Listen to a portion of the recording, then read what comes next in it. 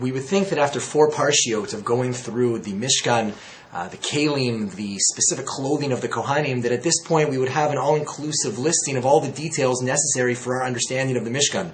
Unfortunately, this assumption is challenged in a few parshiot later, Parshat Tzav, which details the mitzvah of Trumat Hadeshen, of the removal of the ashes on top of the Mishkan. The Torah tells us, V'lavash HaKohen midovad. In performing this act, the kohen would have to dress midovad in fitted linen garments. Fitted linen garments. Rashi on the spot cites the Gemara that says, what's the purpose of this extra word mido?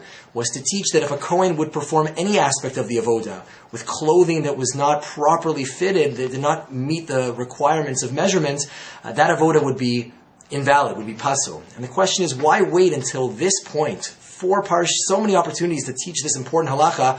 Why wait until the mitzvah of Trumat Hadeshen, all the way in Parshat Tzav, to teach me this important detail? Rav Moshe Wolfson asks this question in his Sefer Emunah Itecha and offers a beautiful insight. There are aspects of the avoda, aspects of the kohen's worship that was extremely chashuv, very, very important. We know that on one hand, the kohanim, certain aspects of the avoda were done in front of the entire people. Certain aspects were done, were more direct forms of avoda. The offering of the ketoret, the sacrificing of the limbs, the sprinkling of the blood, these were more direct aspects of avoda that a kohen would understand are very chashuv, are very important. But there are certain aspects that maybe would be seemed or deemed less so.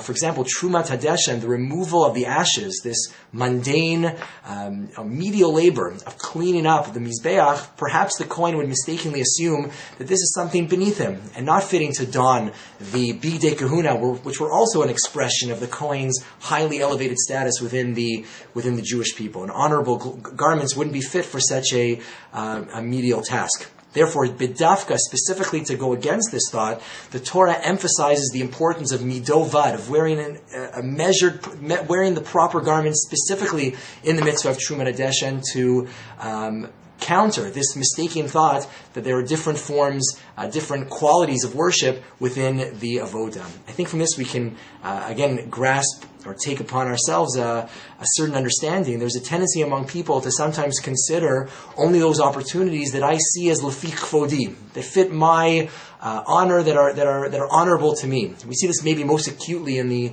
area of human relations.